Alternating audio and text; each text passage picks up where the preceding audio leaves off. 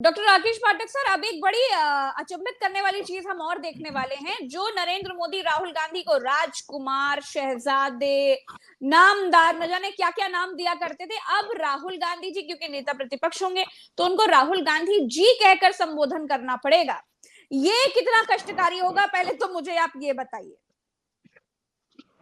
इस बीच में एक खबर दे दूं, अभी अभी की अपडेट है कि जेपी नड्डा जी राज्यसभा में लीडर ऑफ हाउस होंगे।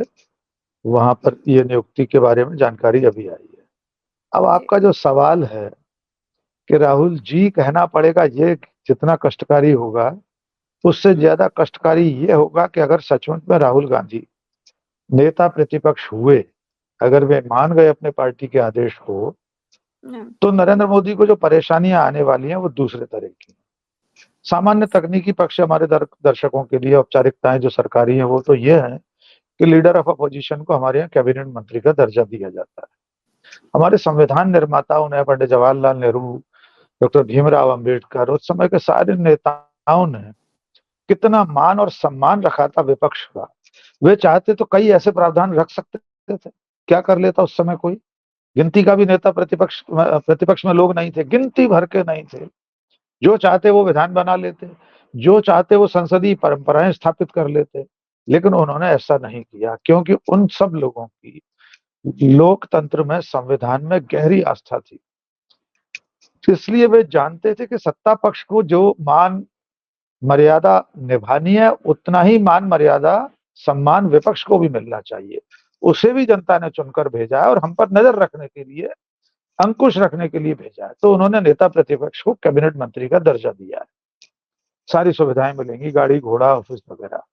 ये भी उतना महत्वपूर्ण नहीं है। प्रज्ञा जी, जो ज्यादा महत्वपूर्ण और चिंताजनक होगा नरेंद्र मोदी के लिए वो ये है कि इस देश के संविधान निर्माताओं ने अनेक ऐसी नियुक्तियां हैं जो राष्ट्रीय स्तर के पद है, केंद्रीय पद हैं, उनकी जो नियुक्ति की प्रक्रिया है, उनकी जो सिलेक्शन कमेटी, अंतिम चयन समिति है, उसमें नेता प्रतिपक्ष को भी बराबरी से रखा है। कई ऐसी कमेटियां हैं जहां प्रधानमंत्री होंगे या उनके द्वारा और साथ में नामित कोई मंत्री होगा और नेता प्रतिपक्ष होगा। चुनाव आयुक्तों की नियुक्ति की जो कमेटी है उसमें भी नेता प्रतिपक्ष होगा ही। भले नरेंद्र मोदी ने सुप्रीम कोर्ट के चीफ जस्टिस को बाहर कर लिया, लेकिन नेता प्रतिपक्ष को तो आप किसी सूरत में नहीं हटा सकते। अब जरा वैसे परिदृश्य की कल्पना कीजिए प्रेम सर, सोच कर देखिए। नरेंद्र मोदी सदन में सामने 543 लोगों के भीड़ भरे एक सदन में राहुल गांधी को देखना बर्दाश्त नहीं कर पाते। लेकिन जब वो चयन समिति की बैठक होगी और 3 लोग होंगे, सिर्फ सिर्फ 3, स्वयं नरेंद्र मोदी, राहुल गांधी और तीसरा कोई भी व्यक्ति। कई ऐसी कमेटियां हैं जिसमें हो सकता है लोकसभा अध्यक्ष मेंबर हो, उसका गृह मंत्री मेंबर हो या जो भी हो। वहां बिल्कुल एक छोटी सी सेंटर टेबल पर बराबर से राहुल गांधी बैठेंगे और अपना डिसेंट नोट, अपनी असहमति, अपनी मत भिन्नता दर्ज कराएंगे किसी भी नियुक्ति में, और वो बहुत आसान नहीं होगी। वे जिस तरह अगर सहमत नहीं हुए तब हमेशा नहीं, बेवजह असहमति थोड़ी दर्ज कराएंगे। लेकिन जब उन्हें लगेगा कि प्रधानमंत्री या सरकार अपनी मनमर्जी चला रही है, तो नेता प्रतिपक्ष के नाते उनके पास जो विवेकाधिकार होगा, जो विशेषाधिकार होगा, उससे वे कम से कम फाइलों में, कागजों में तो लेकर आ जाएंगे। इससे पहले वाले भी ये करते रहे हैं। अधीर रंजन मोहन चौधरी ने जितनी भी कमेटियों में लीडर अपोजिशन के नाते थे, उन्होंने सरकार से असहमति लिखी है, दर्ज कराई है। पर अब राहुल गांधी की अनदेखी नरेंद्र मोदी के लिए आसान नहीं होगी। ये राहुल गांधी है, अधीर रंजन चौधरी नहीं है। तो आने वाले दिनों में प्रधानमंत्री को सबसे बड़ी बाधा जो आने वाली वो राहुल गांधी का नेता प्रतिपक्ष होना, अच्छा। विपक्ष का पहले से दुगनी संख्या में होना। जी हाँ, ये भी तो है सर कि नरेंद्र मोदी जी को इतना प्रेशर, इतना ताप सहने की आदत नहीं है। सरवाइव कैसे कर पाएंगे नरेंद्र मोदी इस तरीके से? क्योंकि एक तरफ तो उनको उनकी पार्टी में ही घेरा जा रहा है, दूसरी तरफ एक प्रेशर है जो उनके एनडीए के तमाम दल उनको घेरे हुए हैं, तीसरी तरफ प्रेशर विपक्ष का है, चौथी तरफ सबसे बड़ा प्रेशर जिसको देखना नापसंद करते थे नरेंद्र मोदी, आप वो राहुल गांधी उनके पास, उनके बगल में नेता प्रतिपक्ष के तौर पर जब बैठेंगे, तो ये ताप महसूस कर पाना, ये ताप झेलना नरेंद्र मोदी जी के लिए तो बहुत मुश्किल हो जाएगा सर। बहुत मुश्किल होगा, इसके लिए उन्हें तपस्या करनी पड़ेगी, लेकिन वे ताप सहन कर सकते हैं। वे अविनाशी हैं, वे अवतार हैं, दैवीय है, नॉन बायोलॉजिकल है, तो वे कर सकते हैं, लेकिन इसके लिए थोड़ा उन्हें तपस्या करनी पड़ेगी।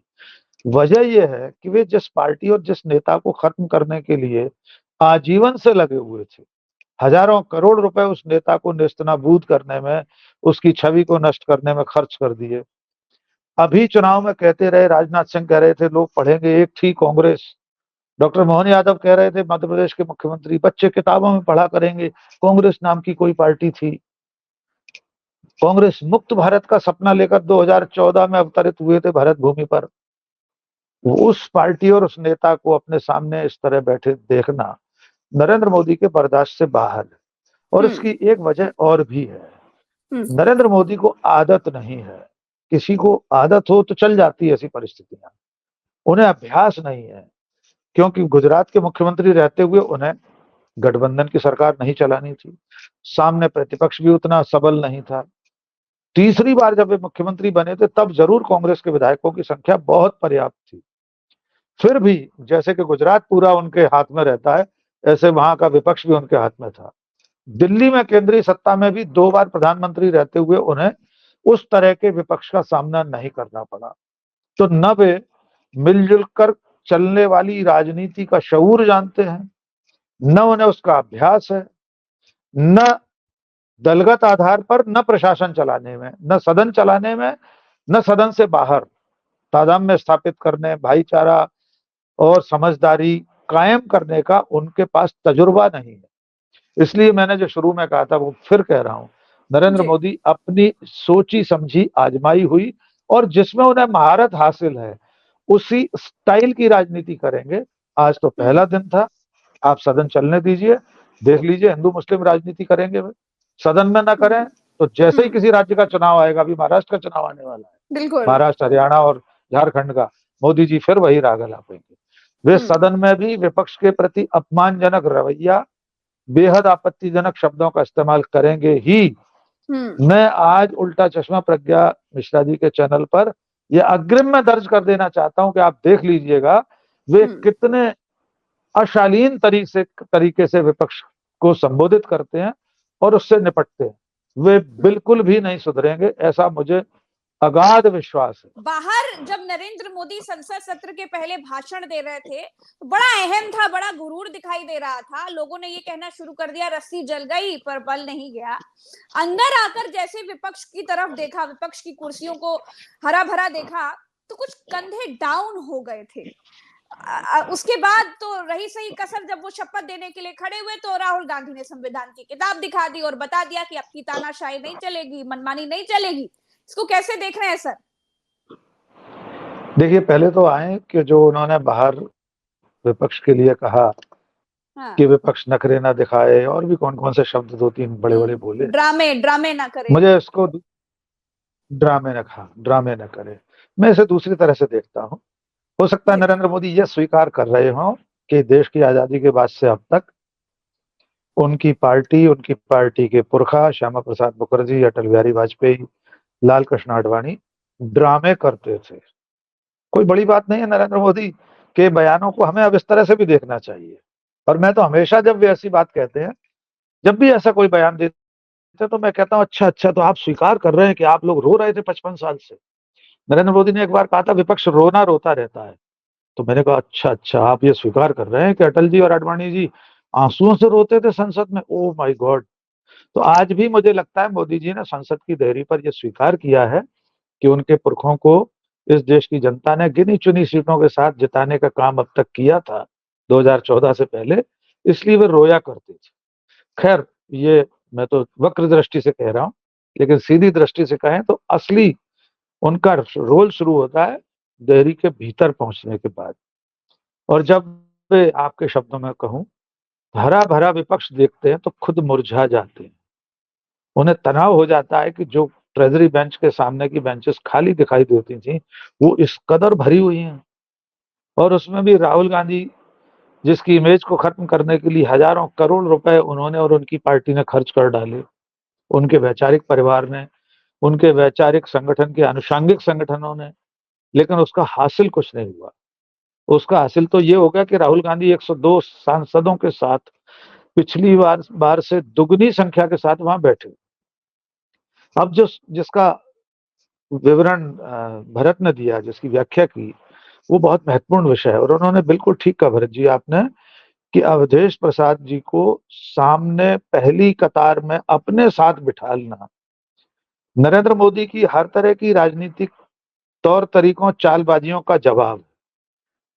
थोड़ा सा 2-4 दिन पहले जाइए प्रेम जी, आपको हम सबको ही याद है कि प्रधानमंत्री जी राजघाट पर एक दलित नेता को लेकर गए थे। मैं नाम उनका भूल रहा हूँ, शायद दिनेश प्रसाद सिंह या ऐसा कुछ नाम है, उत्तर प्रदेश के, आपको करेक्ट कीजिएगा। बड़ा हल्ला मचा के नरेंद्र मोदी एक ऐसे आदमी को ले गए जो चुनाव हार गया था, उसके जरिए संदेश देने की कोशिश की है कि अब दलित को आगे बढ़ाएंगे, उत्तर प्रदेश में योगी को हटाएंगे। अब कांग्रेस और अखिलेश यादव ने, राहुल और अखिलेश यादव ने वही नमूना उनके सामने पेश कर दिया। अवधेश प्रसाद पासी हैं, उनको सामने लाकर खड़ा कर दिया। और बिल्कुल ठीक भरत आपने कहा कि ये दर्द लगातार भारतीय जनता पार्टी को, नरेंद्र मोदी को सताता रहेगा कि अयोध्या फैजाबाद जैसी सीट पर बीजेपी चुनाव हार गई है। तो उस नतीजे का जो आइकन है, उसका जो शुभंकर है, उसका जो प्रतीक चिन्ह है, उस व्यक्ति का नाम है अवधेश प्रसाद। इसलिए कैमरों के सामने सबसे पहली कतार में उसको बिठाया जाना उस जख्म पर नमक छिड़कने की तरह था। भारतीय जनता पार्टी, नरेंद्र मोदी, सामने बैठे हुए लोगों को कैसा लग रहा होगा कि जिस भगवान मर्यादा पुरुषोत्तम श्री राम के से बड़े होर्डिंग अयोध्या में लगे थे मोदी जी के, हमने देखा लैंप पोस्ट पर, बिजली के खंभों पर रामचंद्र जी इतने से लगे थे, मिनिएचर। उंगली और पकड़े नरेंद्र हुए थे मोदी के नरेंद्र कटआउट, मोदी जी के, उंगली पकड़े हुए थे मैं अभी नरेंद्र अभी मोदी उस जी के, और मंदिर जा रहे थे। उस पोस्टर पर भी, मैं उस पोस्टर पर भी आ रहा हूं। मैं बता रहा हूं, जिस दिन कार्यक्रम था उससे पहले अयोध्या की सड़कों पर जो लैंप पोस्ट पर लगे थे कटआउट्स, उसमें नरेंद्र मोदी का भीम का कटआउट था और भगवान जी का इतना सा था। वही उनके बीजेपी के छोटे से नन्हे से भगवान को लेकर मंदिर में उनके घर में प्रवेश दिला रहे हैं। साहब बेघर थे मर्यादा पुरुषोत्तम। मर्यादा पुरुषोत्तम कभी भी बेघर नहीं थे नरेंद्र मोदी जी। आप कौन होते हैं उन्हें घर दिलवाने वाले? वे पूरी दुनिया के सबके आराध्य हैं, हम सबके आराध्य हैं। इसका परिणाम वहां की जनता ने दे दिया। अब वही उन्हें पीर हो रही है उसकी, कि जिस अयोध्या के नाम पर, जिस भगवान राम के नाम,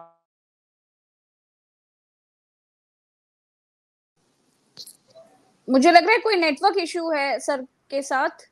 सर जुड़ते हैं दोबारा। हाँ हाँ, आने की कोशिश जी, कर रहे हैं।